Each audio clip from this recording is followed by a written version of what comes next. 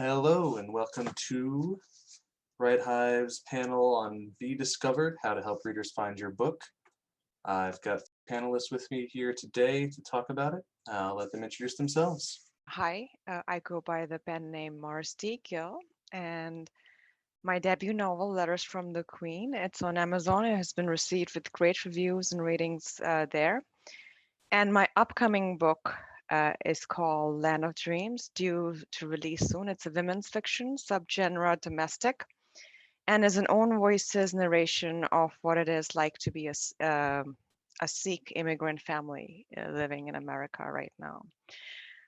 Having grown up near the foothills of Himalayas, I now live in Chicago with my husband and three rambunctious children.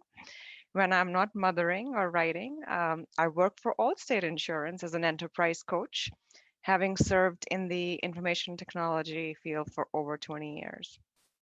And I love to network with folks like yourselves. I'm super excited to be here today.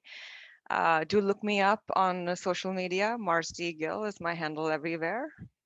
Like, that's me. I'll go next. And I'm JRH Lawless. Call me Jay, it's a lot easier. Coming to you from unceded Beothic and Mi'kmaq territory in Atlantic Canada currently. I'm a lawyer by day, and then for my sins, a science fiction humor writer whenever I can. And including a lot by day, obviously. I should probably be doing other stuff, but anyway.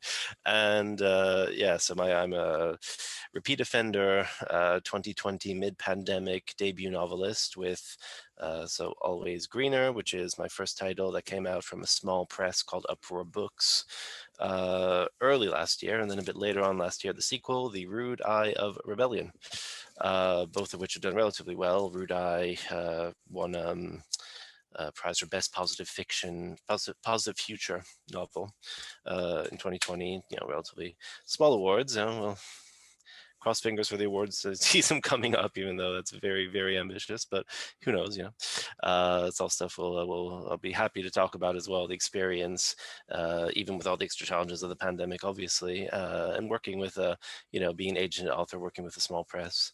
It's all stuff I'm very looking forward to sharing with you all at this, my second Right Hive, after having had a great one last year. Well, I am a Right Hive virgin. My name is Pam Jaffee. I am a Senior Director of Publicity and Brand Marketing, currently just announced with Sourcebooks, formerly with HarperCollins. I've been in the industry for a very long time. So prior to working on book publicity, which has been about 20 years of my life, I did PR for things like body shaping pantyhose and knives and you name it, DuPont performance fabrics. So that type of background actually does lend itself very well to thinking out of the box about publicity and promotion for authors, thinking of ways that authors can kind of bring their best personal stories forward to help market their books. So I think my angle here is more of a publicist. Both Jay and Mars are going to have fabulous stories about, what they've done, this, self-promotion and self-marketing, and probably playing with the Amazon model in ways I couldn't even imagine. So I'm really excited to hear about that. But thank you for having me here today. My name is Michael Scott. I am 1/3 of the Trinity that is Thingamajig Studios. Hi, I'm John Kimpson, one of the founders of Thingamajig Studios. Hi, my name is James Merrill. I am CEO partner in Thingamajig Studios, entertainment for your imagination. All right, great. So the first question I'm going to ask you guys is basically just starting at the beginning. Say there is a brand new author, just wrote their first book. They want to get out there and discover. What is the first step for this author? My first step was very simple because I'm a very private person and I like to stay off of social media, and I avoided almost all of them for the longest time. But I would have to say the first step is to be on all the writers' platforms out there, and social media is actually one of them. And also in-person networking runs much deeper than social media. Like in social media, you could get the breadth of your network. And so the step number one definitely would be to be on your platform of choice. I've seen writers go really deep in one platform. Like I had one author who went off Facebook and Insta, and she's focusing on Twitter really deep. But then there are others, like people like me, I've got some folks on Insta, they're not on Facebook. I have Facebook, and then in Twitter is totally different folks that I interact with. So I'm on all of them.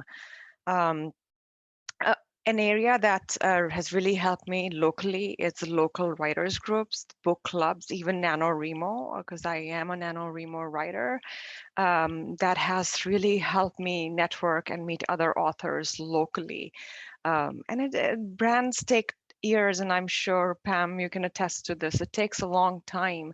And unlike old times when authors were revered, they were worshipped, and now we have readily, easily packaged, readily available information on social media. It's a very different world of marketing, I felt like today. It's not like a microwave I'm selling, hey, it'll heat food. What value does an author bring? So step number one would be to be on social media, but step number two, which takes time, is to prove your value. And I feel like the value is how your ability or perceived ability to help others. And this is something that I learned early on in a conference, is really, if you're able to help one another, that's the foundation of that network. I'm going to agree with Miles here. You need a dashboard. You can't go in without a dashboard. So you need to have your website there. You need your website to link out to all your social platforms. You should own your brand name across all your social platforms. Don't be a different name in each one. Make sure you align from Twitter to Facebook to Instagram. Realize that you have different readers and different ways of marketing on all of those, and it's a lot of work. And what's interesting about the two authors with us today is they are in some of the most social of spaces. So romance and women's fiction and science fiction, first off, the readers are in very different places. So I would assume Jay is definitely more focused on Twitter than he would be, where Marv is going to be maybe more focused to Instagram and to Facebook.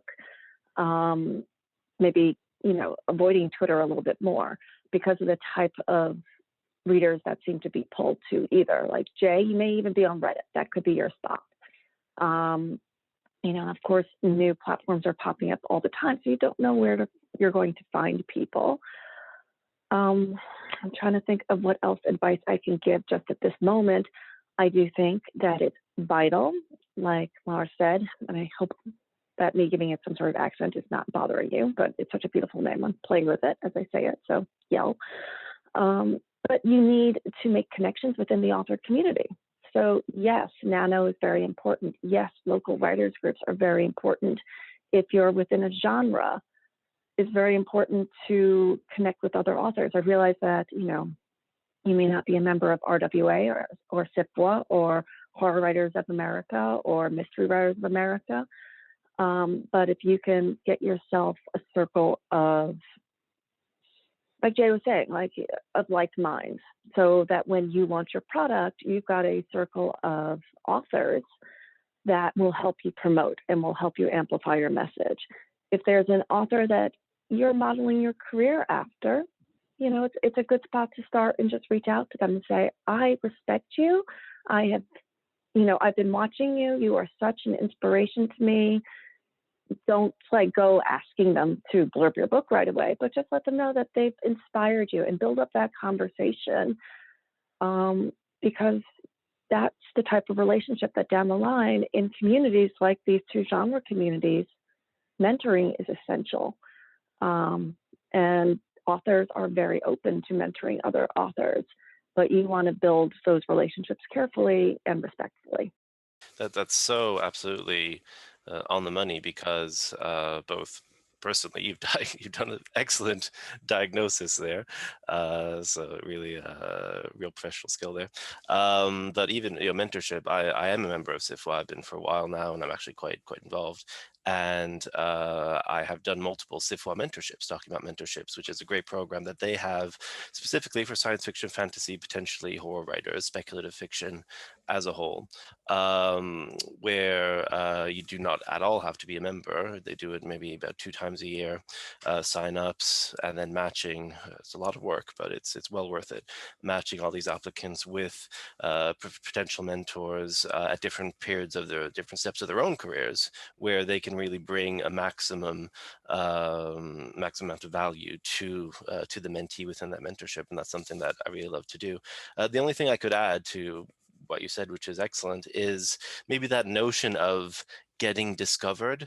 What does that actually mean? Because you know, it's one of these big things that we talk about almost like with a mythological reverence, getting discovered, you know, writing the breakout novel, or getting the call from your agent, you know, these big things that we've put capital letters on, and that, you know, we have this whole imaginary structure around. What is, you know, just like, it's part of why I chose this background, actually, just like, you know, so-called discoveries in the European cultural context, you know, there is no such thing as discovery. It's, you know, it's doing the work. It's a process. It's a gradual process. You're never really there. At the end, there's no such thing as, oh, I am now fully discovered and done. You'll never, you know, be finished, but at the same time, you're never entirely not there. If that's a bit of a satisfaction, maybe, you know, you're always in the process of whatever point in that process you are. And it's just same as for us, same as for everybody, same as for, you know, those people that you look up to, and that are luckily some of them very eager to, you know, to pass it on. You know, people like, just coming to mind, Mary Robinette Kowal, current CIFWA president, John Scalzi. I mean, I've been on both their blogs with my with my books when they've been published. Chuck Wendig, great people who do that work to, you know, try and pass it on to help visibility. Obviously, I'm talking specifically more about science fiction and fantasy, because, you know, that's what I know. But you know, it's this process, and they're also in that process, and we're all in the boat together, sort of thing. There's no sort of flick, you know, no switch, now I'm discovered, you know. So but you know, all this advice, and hopefully, you know, you've got everybody watching, you know, you've got a great team here, and hopefully we're there interacting with you in chat as well. And here's the secret, is that the work is never done. Like, discovery is a never-ending process. Your career is going to ebb and flow. So there are going to be times when you have a book that's a breakaway #1 bestseller in your category on Amazon, and there's going to be a book that you struggle to get out there. And this can happen to a #1 New York Times bestselling author. It can happen to, you know, a debut independent author. You just can't ever stop working it. You know, it is your career, and getting your books out there is, you know, it's a livelihood. It's something that you're just going to work at for as long as you want to keep this career going. New authors taking their step to get discovered should be, let me see, we work in the comic book industry. So a lot of times, most authors, artists will come to our booths, and they will talk to us about about their potential stories, about their potential artwork and everything. The first step you should take is to attend conventions. For the indie publishers, coming directly to those indie publishers is the first thing you should do. If you're going to a huge convention or something like that, they do have an upstairs, at least in Comic-Con, they have an upstairs spot for artists, authors to come and display their, well, they'll bring it in on a thumb drive. They used to bring it in, they used to bring in the whole computer or whichever and all. But if you know, what we found is, usually all three of us work in our booth. We have time enough for one person to go off and take a look and see what a new author has. And from that point, we can evaluate whether or not this is something that would be good for our company or not, and or possibly refer them to someone else. We have had instances where this fits this person better than us. So we definitely do that. But the first step they should do is get up, find us, and show the stuff. Are there outside people that a new author should seek out to help them get discovered? And if so, what sort of people, who are they, and where can someone find them? I assume SIFL would be an example of that. I'm personally interested to know more about that specifically, but I mean, anywhere else, I would assume conferences and stuff like that. But where can a new author really build that group, and do they even need that group to help get discovered? Sure. When I started writing, I was in my maternity leave, and I did not know any local authors or even writers group. So I took a class at a community college, and I started one. And really, those authors that from the beginning, from the get-go, they were there during my book launch. They were the staunchest, they were the most vocal voices. And so really, I think what I'm trying to say is don't wait for the network to come to you. You have to go out there and discover it. And other things that I learned during the book launch, which I didn't necessarily know, and I believe this speaks about, because I'm a full-time doing something else, and which is true for a lot of authors, was how important the month before a book launches, 6 months or a year even. What I didn't do was really reach out to authors to be the advanced readers for your ARC, which is advanced reader copy. That's something that I would love to share with other authors as well, is you would, during launch, authors typically, they not just interview other authors that are in their network or they've reached out, but they read out some reviews, and the question begs to answer, hey, you're launching your book today, but you're reading out reviews, right? So I think you do need an outreach there. And I do feel I relied on my friends. My friend happened to be a marketing expert, and I leaned on her heavily. So that's where I found my support launch group. I'm going to go back to saying kind of like know who you're modeling after. So what books are you reading? What books do you think align with yours? Now that's the basis for some research.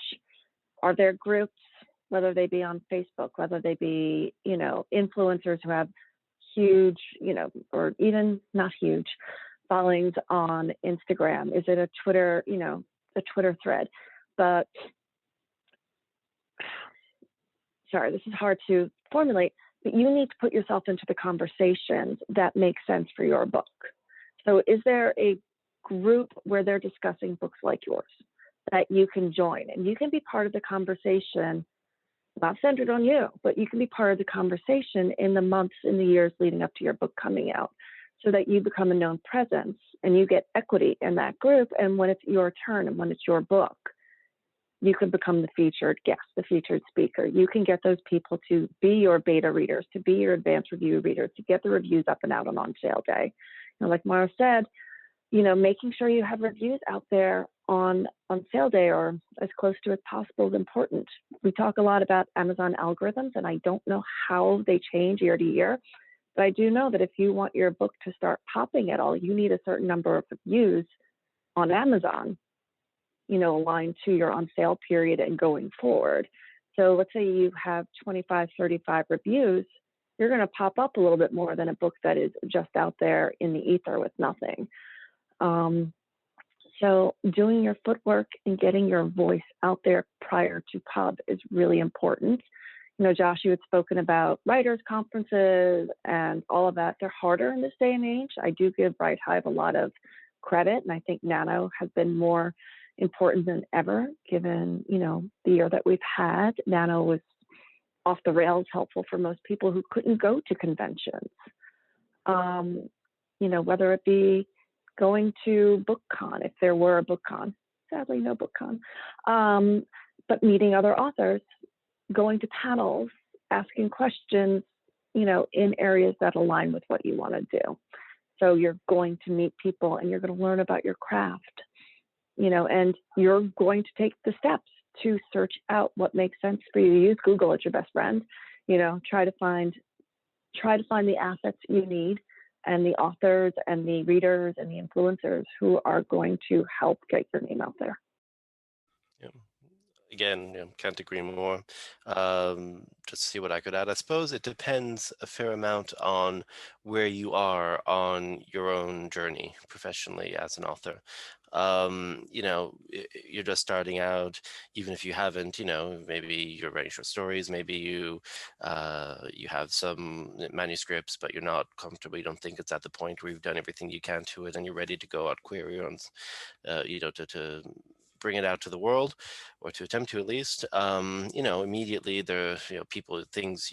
There is wisdom out there, and there is knowledge you can reach out for, be it in craft books, for instance. I know for years I had Stephen King's On Writing as my bedside thing, and I would go to it a lot. Chuck Wendig, I mentioned earlier, has some amazing craft books from Writer's Digest. Definitely recommend them. They're also hilarious. um and then even without having to pay anything out, because a lot, you don't want to be putting money necessarily into a writing career at that point, or necessarily ever for that matter. But there's just online, we talk about those communities. We say social media, take Twitter, because particularly for speculative fiction, talking about Twitter, there was one of my first times. It's not just to be on Twitter for the sake of being on Twitter. I actually, again, I was the same as you, Mars, resisted for the longest time, and only actually created my Twitter account to participate as a writer in Pitch Wars.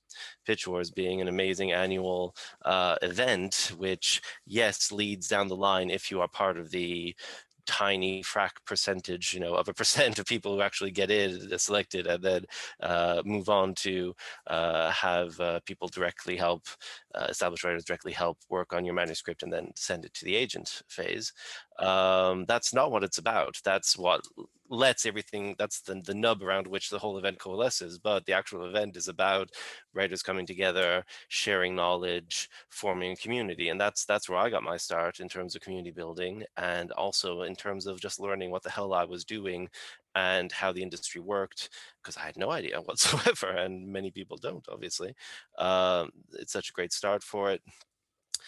Then later on, when you maybe, if you made your first professional sales, that's when, things like Sifwa, if you're a science fiction, fantasy, speculative fiction, again, in general.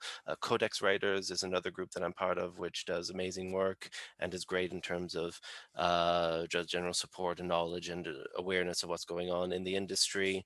Yes, you can gain access to things like we're talking about Reddit. I've done Reddit AMAs on r/fantasy, just to, again, be out there, be engaging with the community, and to gain visibility. And then, like I was saying, established authors, the ones I mentioned earlier, and there are lots of others as well, who are very keen to pass it along. They had help along the line. They like to help as well, and that's how we keep things going. Later on, obviously, once you are agented, if that's the route you're going down, once you have an editor at a publishing house, once there's a whole team around that, especially publicists, then yes, those are people who you would be wise to rely upon, because that's what they're there for. I was going to say it would be very unreasonable not to rely on them, because that's what they're there for. It's their job, and they're the best people to do it. But obviously, it depends where you are on that journey. That's awesome. And back to what Pam you mentioned. So one of the lessons, and this may provide a good segue to the next question, maybe. But one of the opportunities, second time around, that I was looking for was an outlet for writing, or even advertisement in newspapers. And I, through my network on Facebook, and I'm like, they're like, why do you want to do that? And I couldn't answer that because it wasn't really the demographic that my book was reaching, which was totally a miss. And so thank you for mentioning that point. And now, and so I didn't go that route. And in fact, for Land of Dreams, it's a very, very niche demographic that I'm targeting. And I've actually reached out. That's something that is, I think, key to no matter who you are or what you're writing, is to understand who's going to pick up that book and enjoy it, and going from there. It's funny, so many authors have print advertising as their golden grail. They think that having that New York Times ad is going to sell millions of copies, and those days are just gone. That is a waste of I don't even know how much, like $80,000 or whatever a New York Times ad is. You can go a lot more just knowing your audience and hyper targeting and growing from there, getting a great, PR hit, and then working from that PR hit and working that hit and pitching it forward and using it as, a quote to get more people hooked into your book. What assets do you already have on hand? Like Jay was saying, like, you don't want to pour your entire living back into your living. You do eventually want to make some money from your writing career. There is an investment involved, but be smart about how you're investing. You're investing time as much as money, and the time is well spent. But then the quid pro quo, as most editors will tell you, not the publicists, but the editors, make sure that you're leaving the time to write on top of all of this promotion. Prior to COVID, I would have answered that question a particular way. Part of what James talked about, cons and going out and doing the con circuit. There are a multitude of different kind of sci-fi comic book, different cons where you go out there and you get your stuff done. Now in this age of COVID and this new normal that we have, the best way for those outside things is social media, is to reach out. There's a social media group for everything. If you like, knitting fuzzy kitten booties for tabby cats, you can find a group for that. So, how you do that nowadays is you first determine what is it that you're writing? What is the genre? What is it? And then you can start to come out, find your own social media group, or find a group that can cater to that, or something that you have in common with that. Young Black artists, young minority artists, female, whatever it is, find that niche and then start to promote your stuff. We live in the age now where that outside help is how you're going, because we can't do any face-to-face contact nowadays. I mean, 2021 things are opening up, but you have to think about it in different ways. So how you do that is you have to get that social media presence. Social media is so huge.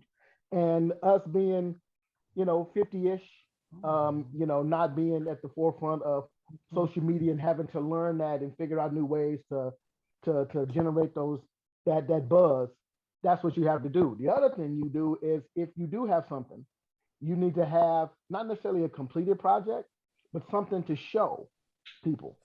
If you're an author or you're an artist, you need to have a portfolio. You need to have a story. You need to have, and I would say sometimes it may not be in the best interest to show your own original stuff as far as a story. Take a Superman or a Superman. Everybody knows what Superman is. You write a Superman story to kind of show a company your writing style, something that's already done. That way you don't maybe go down that rabbit hole of legalities. You submit something and they turn you down, but then you look over 2 months later and there's something just like that out on the web, or you see it in a stand somewhere. Doesn't mean that they took your idea. No great idea stays undone. But again, that's some of the things you need to do. Social media is the biggest and greatest tool you can have to get yourself out there, to get that exposure. And then when everything does open up and you go out and you go to a con, you go face to face, people already know who you are. You have a following. So when you go and pitch it to a company or pitch it to something, if they look and see that you got 500 followers or you got 10,000 followers, that's 10,000 people that may be apt to go and buy that book, buy that thing that you have, which is going to make you more marketable, which is also you're going to get feedback. You write a story, you put it out there on one of those blogs, people write back, even professional people write back and give you critiques and all that stuff. So, that outside help comes from social media. As far as like Instagram and all those things are great. I want to say we use Facebook a lot and Instagram. I know, talking to my son who's in his 20s, they don't use Facebook. They Twitter, I don't know. I wouldn't necessarily say there's one particular thing that would work for artists, or one. You may find some chat groups and some things like that work. But if you're trying to get your work out there, it would be in your best interest to do your research. Look for hashtags of things that you like to do. Once you do those hashtags, then you look and see of those hashtags what comes up, how many views and how many likes do those people have, and then that's when you start to then figure out, okay, well, if I post to this group or do this, how many people are going to see it? That's how you get your name out. And you know, Instagram has an algorithm that they use, and you might have to do some research in that to see what's going to work for you. But you have to find that niche that's going to give you the best, the best option to find people that are going to like you. Again, you do San Diego Comic Con, there's like 1 million people. Well, the likelihood of a lot of people seeing it are great, but if you post it there, 5 minutes later, there's 100 more posts that's there, it may not be readily accessible as opposed to indie comics, which maybe only has 10,000 people posting to it. You have a greater chance of being seen. So again, it's not one necessarily formula. You just take this formula and you tweak it and make it work toward you. But social media is the key to getting yourself out there, finding that outside help. And then you also put you in touch with other people with like minds that can also cross-platform and cross, what do you call it, cross promote your stuff. Yeah. Awesome. So you guys have already kind of started to segue into the next question. Started off saying what to do right, but what is done wrong. So what mistakes have you seen new authors make? Have you heard of new authors making, or did you make as new authors? I think not putting himself out there. So like Mike said, if you're not using social media, you can't assume just because you did one thing that people are going to know who you are or where you're going to be at. So you have to advertise your product so you can get a following, so you can have people know who you are. We was on a panel the other yesterday where a guy did a Kickstarter and it failed because he didn't promote himself. He assumed just because I go on Kickstarter, everybody's going to donate because they see my artwork. So they gave him a few pointers, correct himself, put himself out there, and then once people know what his project was, he did the campaign again and was successful. So you just got to make yourself known. I mean, even by like us wearing our shirts, going out in public every day, just people to get to talking, oh, what is that? And you can explain to them when they come up what it is. So you got to self-promote yourself. You want to be successful. I thought about this and I felt like one of the mistakes, which is easy to make, is to not believe in yourself, but believe trusting our fears. It's a tough industry and it's a long road, especially in writing where there's so many, in this industry, so many books get published. And so when I was publishing my first book, I had self-validated. I liked it. It was a book I would love to read. But I had decided to go dark. I said, I'm just going to upload it on Kindle and tell nobody. And so luckily I had a friend who kept me honest because I was afraid, what if my friends and family people, my in-laws, if they were to read, I wrote these words, what's going to happen? And I think it's a mistake to think that way. And rather, I would want you to focus on you actually wrote the book, you finished it. You know, there's so many people who are with ideas and not able to finish projects. And so I think that's an accomplishment which all writers, they need to really internalize that pride. I feel that's mistake. And another mistake number 2 would be to wait till the launch day to start your marketing.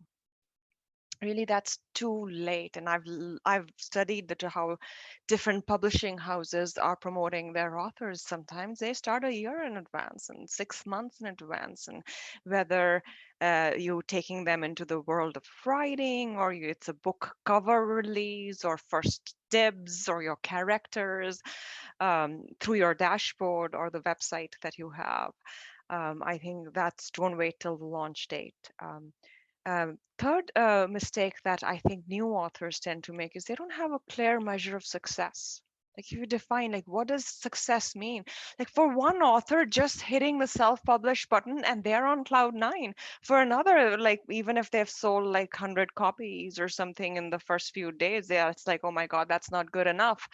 And so it's important what your measure of success is. And it's also important that if your measure of success is I'm the most successful, the richest author on the face of the planet, maybe that's not a realistic goal.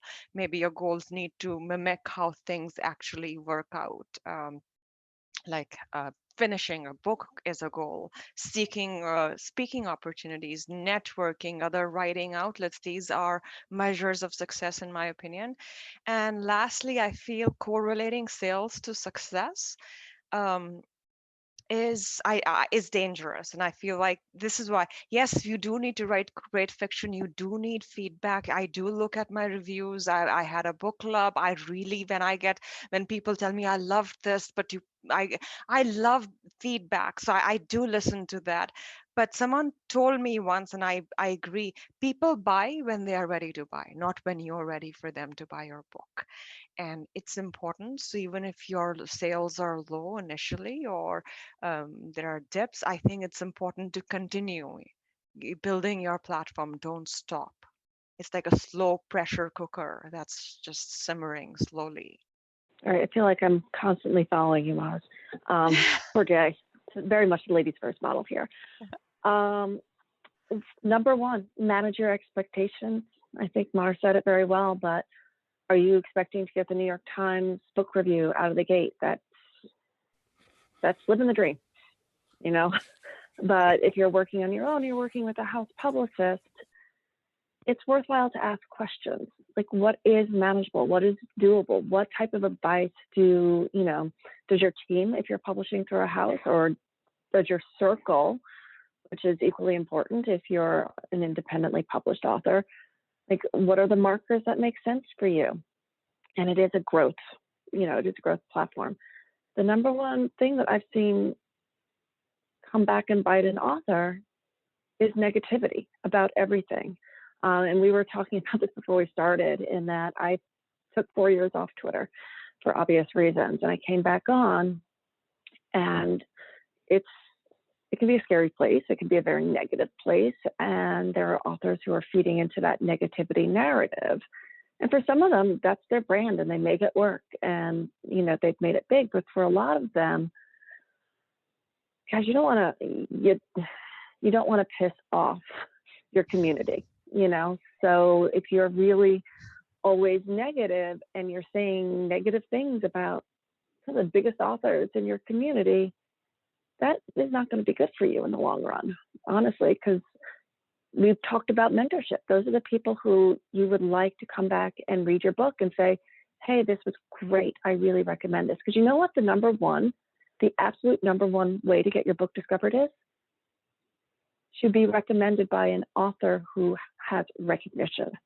Does that make any sense? So if someone reads an author and they love that author, and that author says, I just read this great new book and you might like it, you can certainly get a boost from that. But if you've gone out there breathing fire against everyone who's been successful in the industry, because whatever it is, your frustration may come across as sour grapes, and that's not necessarily going to be great for you. So keeping positivity, I think, especially in your voice across your platforms, your outward-facing voice, is very important. And then just the one last thing I kind of want to echo, we hadn't talked about this yet, is there's at least 7 points of contact before someone even realizes your book exists.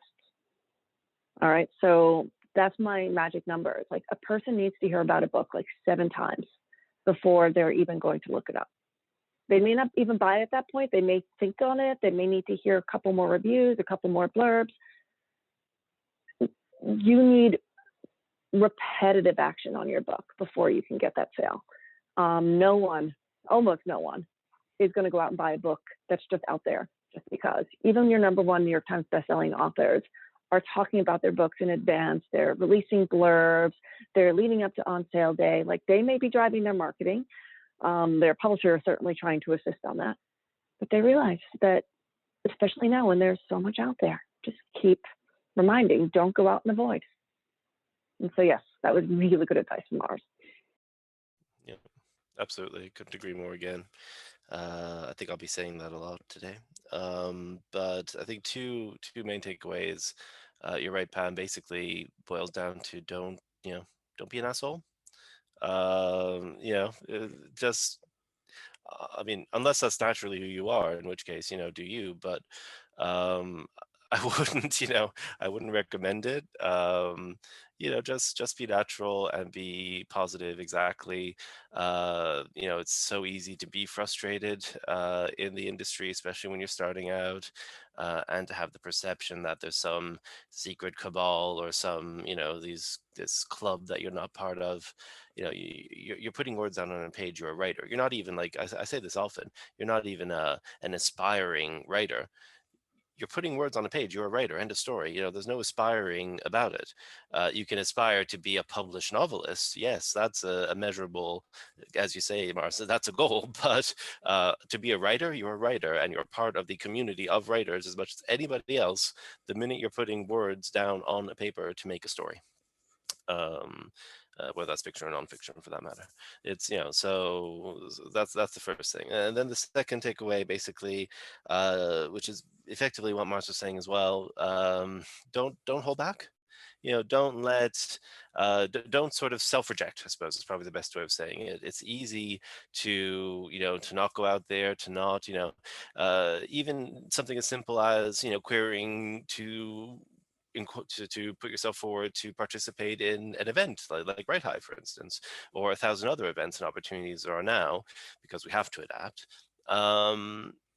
Just what's going to happen? The worst is going to be you don't get a response or you get a rejection. Just like on queries you send to agents, just like on submissions that can be sent to publishers directly or through an agent. It's, yep. If the worst that happens is nothing, just go for it. So anyway, as long as you're ready and you've done the work, obviously that's the main thing. But that's the biggest advice, and the biggest trap to fall into is self-rejection and convincing yourself that you don't belong. We all have imposter syndrome. Don't feed it. Just go. Awesome, thank you very much.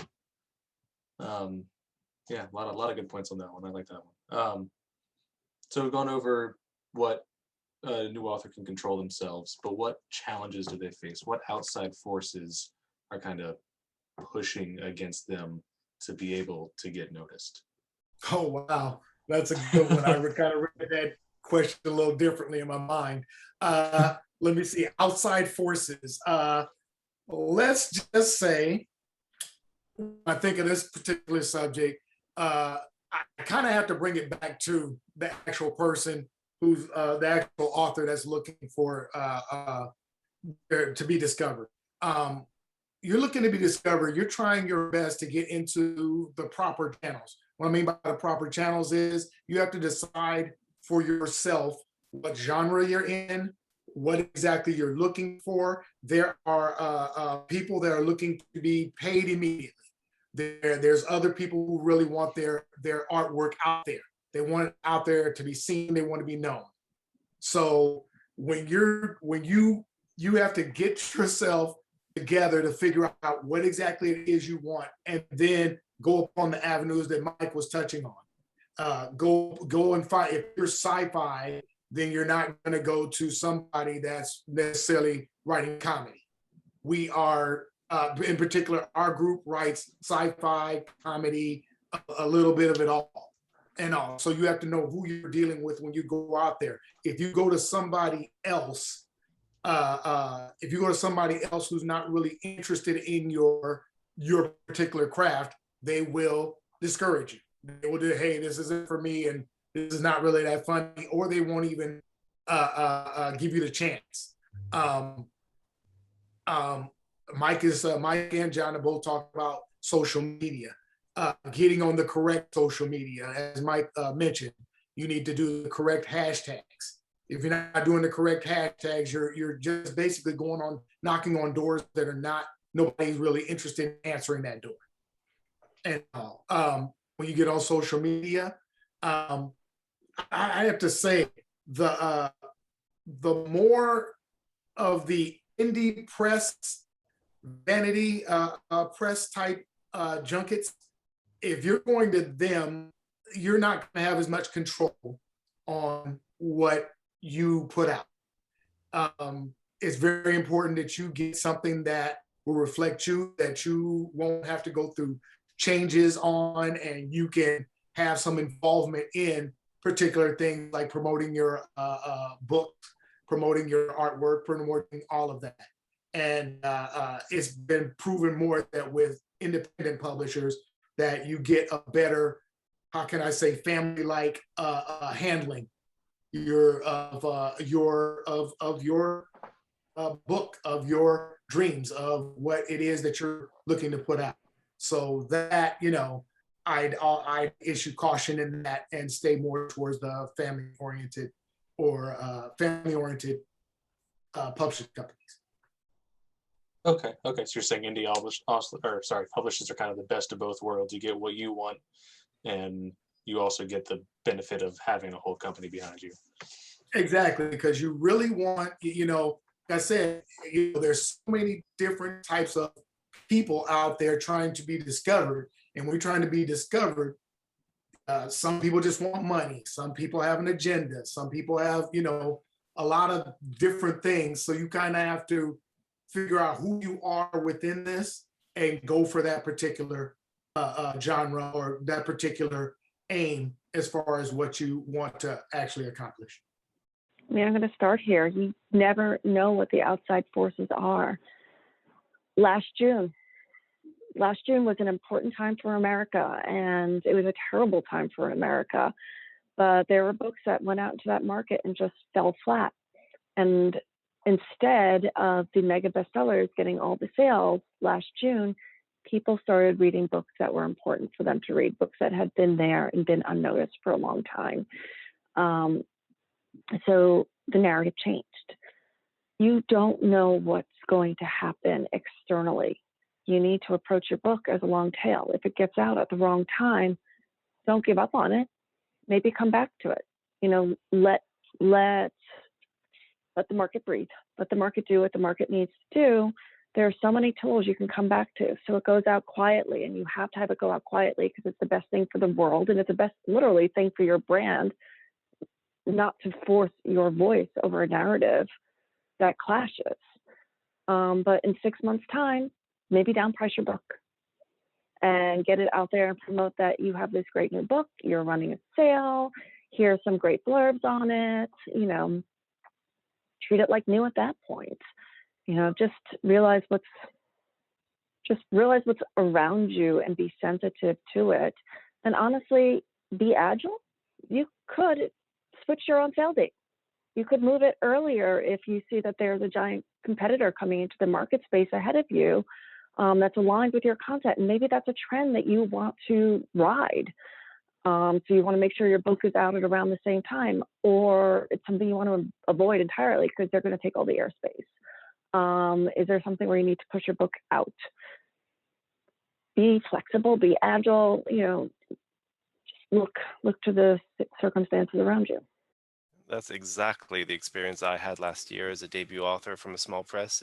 It's uncanny because so again, my first novel coming out, and you know, obviously years and years working on it, editing, getting everything ready, coming up to launch. You know, I had you know, the great blurb from James Dashner, you know, saying that he loved it. I had you know, the whole team online. We had a Barnes and Noble order. We were going to be in, you know, at least 300 stores. Everything was just hunky-dory for a February 2020 launch. So comes February 2020 and March 2020 for the paperback. Bam, everything just, you know, finished. Hundreds of books sitting in an Ingram warehouse in Nashville, which is also where my publisher is. Just, you know. But at the same time, you know, it's exactly that. You have to adapt. You know, I personally, you know, said, okay, well, there's going to be no physical promotion. What can we do? You know, so I actually got to participate in the Nebula conference for the first time and to be speaking on panels there and to be at Worldcon for the first time ever, because I wasn't going to go to New Zealand where it was last year, but I got to be on the virtual version and to be speaking and to do a book launch, you know, for the sequel at Worldcon. And then we got a BookBub deal and we were, you know, all over, you know, all over BookBub, and I ended up, that's how I, you know, with 18,000 downloads or something. It's there are things you can do. There's things you can do, and then the sequel. You know, we did a soft launch in September with the hardcover and so on, adapting everything on the fly, but you have to, exactly like you said, Pam, to what the situation is, what the market is, what we can do, what we can't do, and to just try and make the best of it. And you know, is it ideal? No, there's always going to be all these outside influences that you won't be able to control, but what you can control. Yeah, what was it, the famous thing again?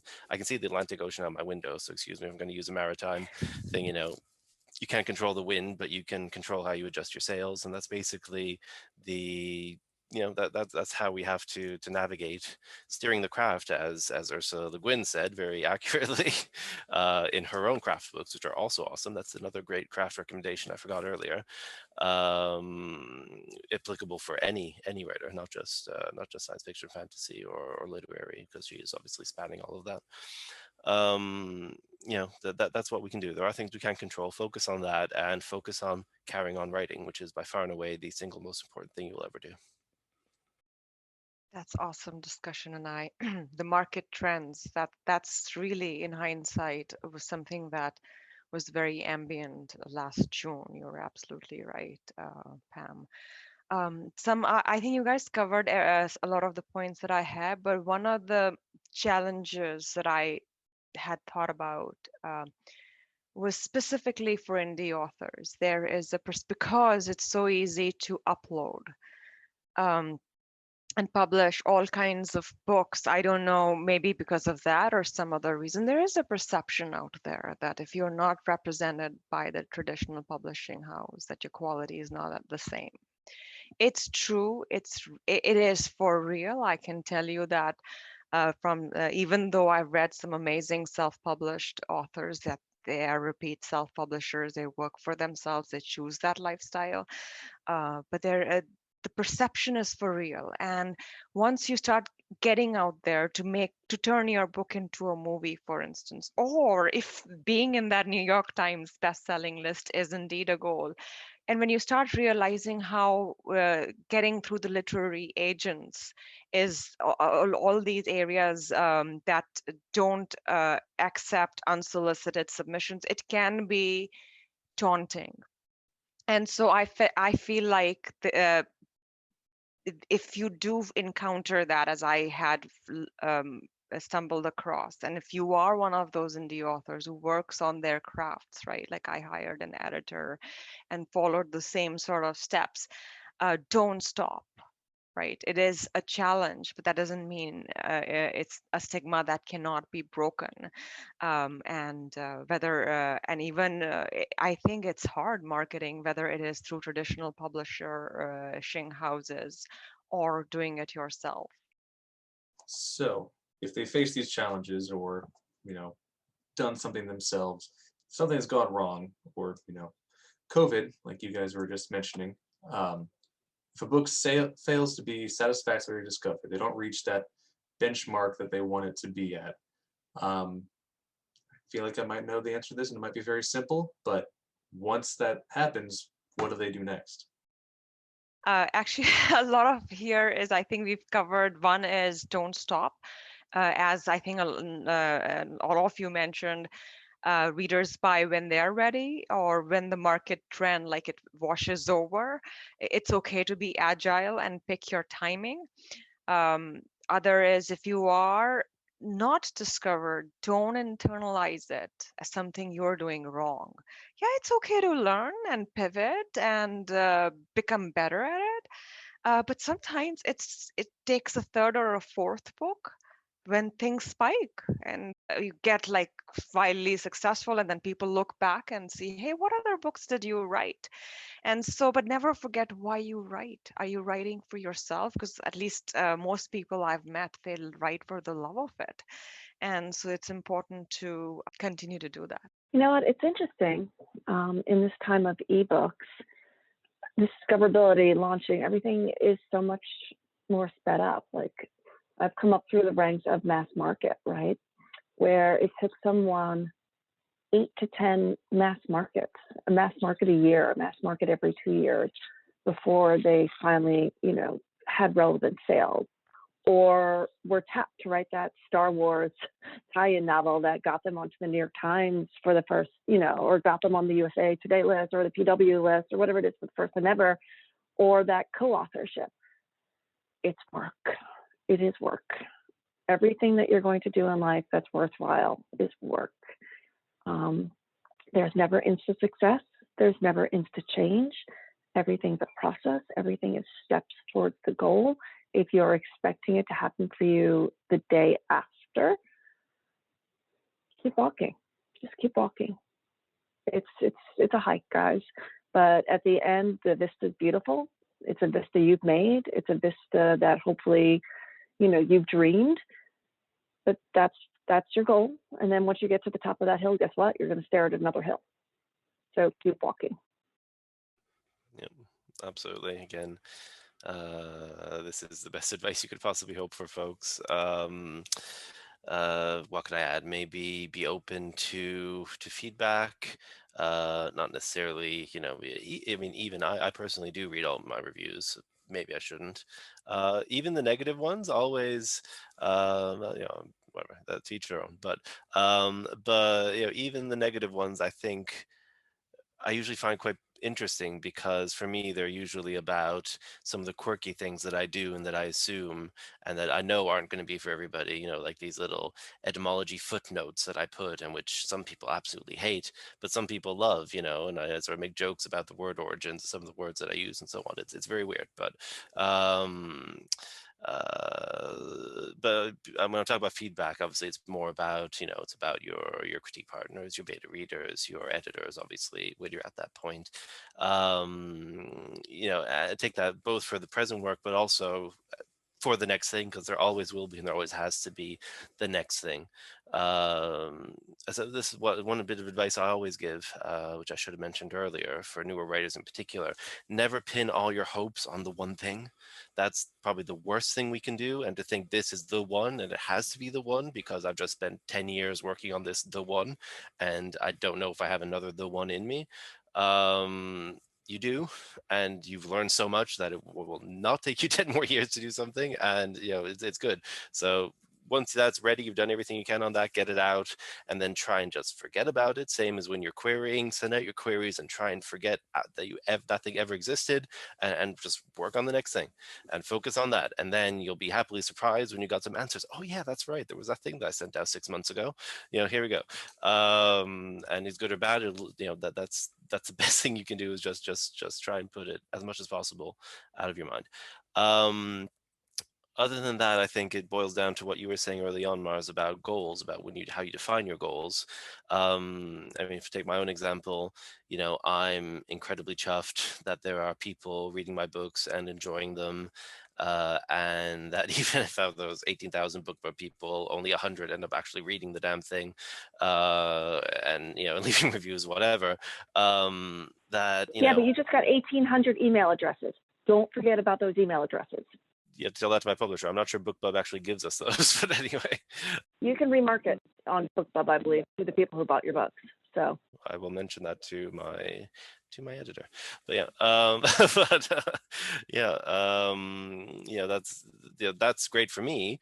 Obviously, my agent's objective is, getting to the point where, it's much easier to sell the audiobook on our third book, and for my editor of my publishing house, the objective is earning out and then carrying on, so the objectives are going to vary wildly for everybody involved in the process, which just goes to show that there is no one single objective that you keep going. And exactly, that's the thing, like my agent saying, okay, this, yeah, you did okay, not necessarily as big as, but it's okay. And maybe this next one, this will be the big breakout, and then you're back, your I always forget the term, sorry, your inventory of previous stories will will massively, gain, exactly like Pam was saying, it takes maybe, used to take, 7, 8 to get there to any kind of visibility. Yeah. And that's the game you're playing. That's what we're in. And even if it has accelerated with ebook, it's still the fundamental structure of how it works. So, just keep going and you'll get there. We're all in the same boat. I guess the onset thing is you have to ask yourself when you're getting ready to put that book out, what is the goal? Is the goal to just have a book out? Is your goal to be a bestseller and sell 1 million copies? And if it is a bestseller, what constitutes as a win for you? Is it to get your name out there and get discovered? Is it to have a successful book and fund the issue 2? What is it that you're going with? Have those things defined clearly on the onset. That way, when that first book comes out, you can determine, was it really a success? Was it a success monetarily? Was it a success as getting your name out? It kind of depends on what it is you want done. I think what people who come out with their book the first time, they think about, Spider-Man or Superman. I want it to be this household name, and not understanding that that's the long game. Amazing Fantasy 15 came out in the early 60s. Spider-Man is $1 billion industry now, 50 years later, but that wasn't how it started. Neither was Superman. Neither was those things. So I always tell people, either you win, if I'm going to win, or I never lose. I win or I learn. So when you come out with that first thing, if it wasn't satisfactory, why wasn't it? Did that mean you need to be more social media savvy? Did that mean that you maybe extended yourself? And if that first project comes out and it's not to your expectation, who's to say you can't re-release it later? You learn from it and you come back. If you only sold 20 copies or 100 copies of that first book, then realistically, nobody knows who you are. So you can rebrand it and come out with the thing and change it. Change that book. Okay, if it's the cover. So now those first original copies that you sold, those 100, hey, they might be a collector's item because now those are only 100 that you sold in that first thing. So you kind of have to set up what it is you want. What is your expectation? And have a realistic expectation. And if you didn't meet that, why didn't you meet it? What can you do to change it and go? And I think some of the things about having, like James was saying, that dealing with a small publisher, an indie publisher that has a little bit more time to sit down and work with you and be realistic, have those conversations. Hey, this is what is going on. Before you come out with a book, before you come out with a campaign, do you need to do 3 to 6 months of advertisement? You need to put yourself on every blog and everything you can do, every interview, everything you can do. And one of the good things to come out of this COVID thing is because people can't do face-to-face, everything now is online and on video. So you can be having a conversation with a guy in another country in a different time zone and having a talk, and that person puts out that information about your stuff and your product. And now you have people who you could have never met in, like we're in California, and say we don't go to Comic-Con, but we go to a Riverside County Comic-Con convention. We only meet those people there. But here we are talking to you. You're going to post this, you're going to blog, you do that thing. So it's about putting yourself out there. So if you didn't meet that expectation of your first book, you have to identify, why didn't you? What did you do? And what was the expectation to begin with? And I think as new people getting into the industry, they don't do that. Everybody wants to knock it out of the park today. We're used to instant gratification. We're used to seeing stuff and doing it now, and people don't understand that long haul. There's no such thing as an overnight success. Every successful person has been doing it for 10 or 20 years. It seems like it happens overnight because you only heard about that person this first time, but you don't know that thing. And I think we kind of get out of context with that, and people don't understand. So if you didn't do it, if it wasn't the first time you did it, identify why, and then re-release it or relaunch it, add some changes, do some tweaks. But before you do that, have all your ducks in a row. That's how you avoid that in the future, the first time. But if not, then you just you expound on it, you try to change it, do a little something, and then, like I said, you can always market it. Again, those first 100 books that you sold, you printed out 1,000 and you only sold 100. Well, you got 900. You come out with the second printing, and you can do something different, and now those become collector's items. So you can always market it to make it feel the way you want. I definitely would like to add on to that as add an example of basically trying to make sure you, I won't say rebrand, but just keep your original book. I'll give you an idea. And for like a Kickstarter project, and you're starting on your second book, possibly, and the first book didn't do well, do not give up on that first book. That first book, if you're doing a Kickstarter project, that first book becomes one of the rewards that you get, so that you have something that's all inclusive of a first book and a second book. That way you have something that will explain things even more and possibly get your person into into the first book and the second book, and hopefully your entire series as you go. You don't necessarily give up on something or call something a failure that does not have to be. Are there any thoughts you have just on your own while thinking about this ahead of time, on what to tell a new author and getting discovered? Just kind of, not even a question, just what do you think? For a new author, I think to summarize, I would recommend marketing your book in your target audience at least 6 months before. But even before then, like there are all kinds of book clubs on Instagram. Like one that I follow is it's called It's Tea with Mommies, and they go through books. And I was looking at their books, and I'm like, that's so much like what I had written. And so I think it's important to understand your demographic and be even from research. Like for my second book, it's a fiction book, but I have had the honor to interview a lot of folks with actual real stories to substantiate my fiction story. And so that was really rewarding. I would highly encourage you to do that. And don't stop working on your craft. My editor once told me, you write great fiction, you can and put it up, you can't hide it. I mean, don't think that you've written great fiction and won't be successful, but it will be. So just keep at it. Keep the faith. Patience, patience, patience, patience, patience. I mean, don't get discouraged. I'm going to reiterate, don't get angry. There are great things out there that can be accomplished. But once again, get to know your space. I think Mars just said it well, and that is the number one thing I'm going to tell people, take away, build your base, know your space, make sure you're going. Can I share a story? I mean, I was looking at sales for an author this week. I'm like, oh my God, this is awesome. And this is a new to me author. And I was just looking, I'm like, wow, whoa, I'm going to go to her website and I'm going to look. And then I looked, and I was like, she doesn't have these books on her website. I wonder how many more sales she would have gotten if she'd actually put these books on her website. Make sure you're covering your bases on all your bases. So, remember, your website is your dashboard to everything else. You need a spot where people can come and find out about your books. You need a spot where you can push people back to.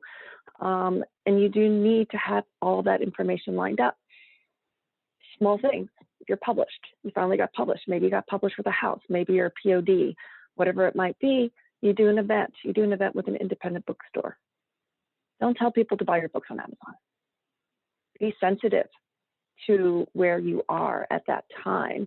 And on your website, make sure that you're not just listing Amazon. Make sure that every place that someone can buy your books, be it Amazon, be it BNN, be it bookshop.org, whatever it might be, every outlet has a link.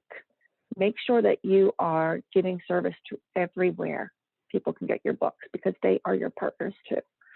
And you can bet your bippy that a store is going to call your publisher or call your agent or something. Like the account is going to call someone and be like, I checked, we're not there. Or a marketer is going to look and be like, knock, knock, knock, knock. Why is this book not on her site?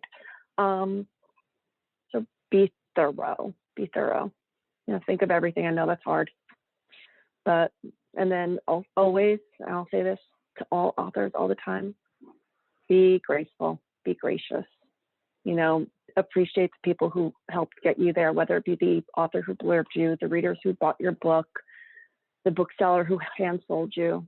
Write notes and emails, let people know how grateful you are that they're walking with you on this journey.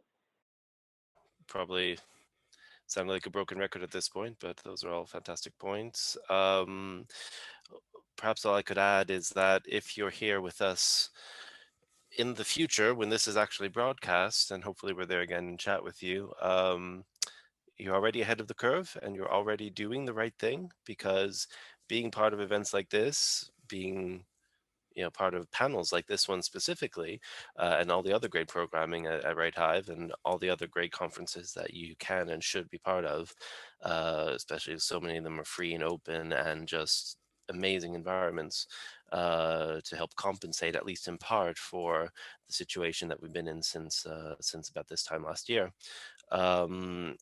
You know, you're doing it. You're already putting the work in, and you're already getting the benefits. So, you know, just carry on. You're on the right path.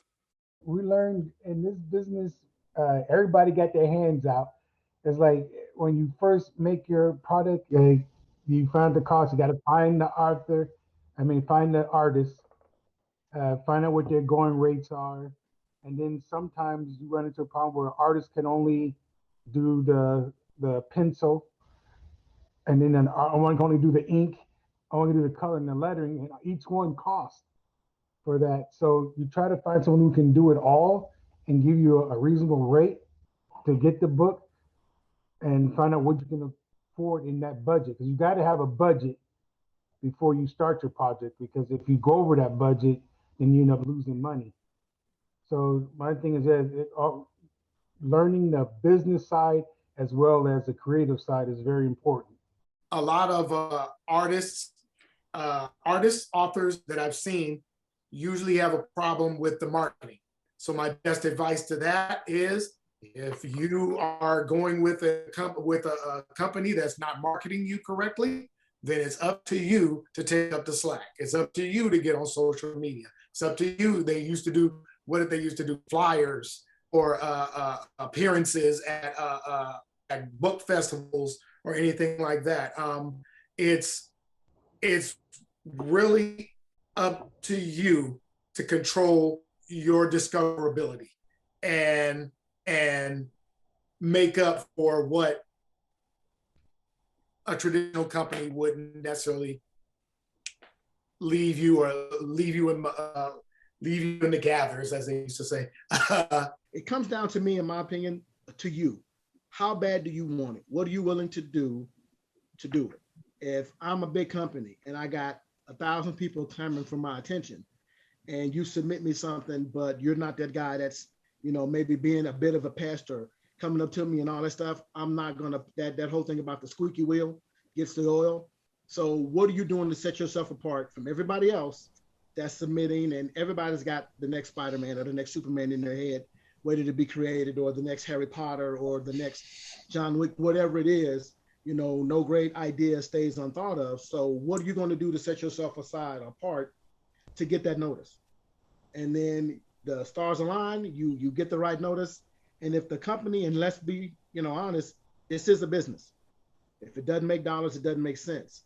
So they have to see the potential, the money, the earning potential in you and whatever you're doing for them to give it. If they feel like this is something that they can make a profit on, you might get a little bit more attention than the guy who they don't think that, okay, it's going to sell, it's going to do that. So again, it's kind of about what you want to put into it. You're going to determine how your interaction is with the bigger company or the smaller company. It's on you. You don't just turn in a manuscript and like, okay, I'll walk away. Just sit at home and wait for the checks to come in the mail.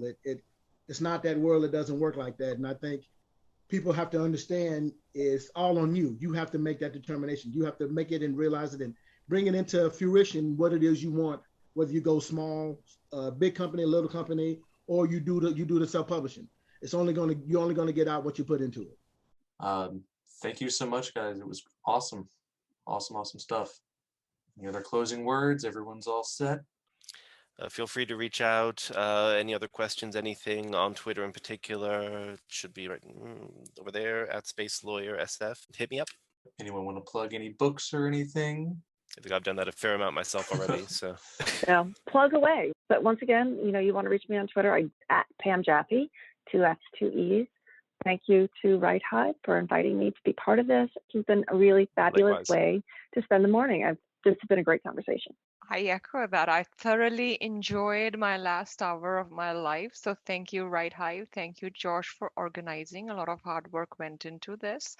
And yes, I love to network, and this gives me an opportunity. And if you're listening to this, Mars D. Gill, look me up on Insta, Facebook, Twitter as well, and LinkedIn. Please stay in contact. And if you have questions, never hesitate to reach. Thank you.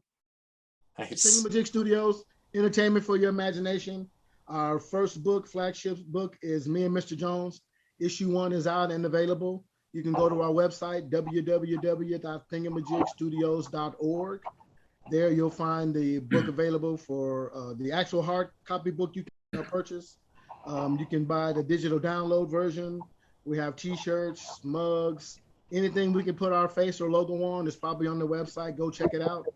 I guess our upcoming projects, be on the lookout for the Buffalo Squad, be on the lookout for Project Rage, and be on the lookout for our special project Gabriel, that we put a lot of love and a lot of time into these projects, and we're really looking forward to showing everybody what it is we have. Awesome. Cool. All right. Thank you very much. Thanks everyone for watching.